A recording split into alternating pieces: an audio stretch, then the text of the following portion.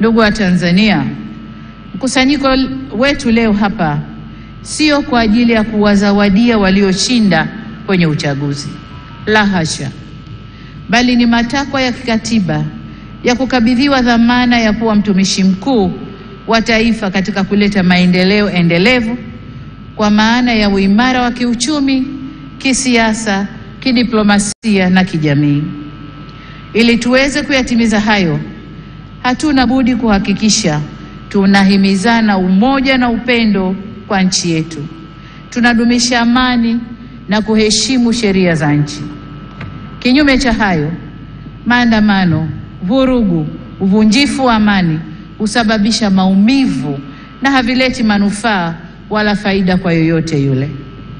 Ni wasihi wa Tanzania, tuchague hekima badala ya ghadhabu, busara badala ya mihemuko, upendo badala ya chuki, uvumilivu badala ya vinyongo, umoja badala ya mgawanyiko, na amani badala ya vurugu.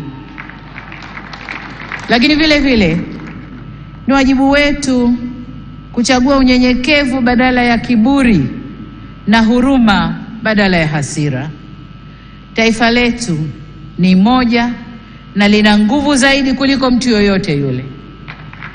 Demokrasia haipimwi kwa nani kashinda uchaguzi, bali kwa jinsi tunavyoendesha mambo yetu baada ya uchaguzi. Tutakuwa na nguvu zaidi pale kila sauti chanya au hasi zitakaposikilizwa, kuheshimiwa na kuthaminiwa, na vile vile tunapoweza kuponya wenye maumivu. Hii si kazi ya upande mmoja wa serikali peke yake, bali ni kwa kila jumuiya za wananchi, vyama vya siasa, dini zetu na kila mwananchi. Na hapa nitumie fursa hii kuwashukuru kwa dhati ya moyo wangu viongozi wa dini waliohimiza amani na upendo katika kipindi chote cha kabla uchaguzi, wakati wa uchaguzi na sasa baada ya uchaguzi, wanavyoendelea kuhimiza amani na upendo.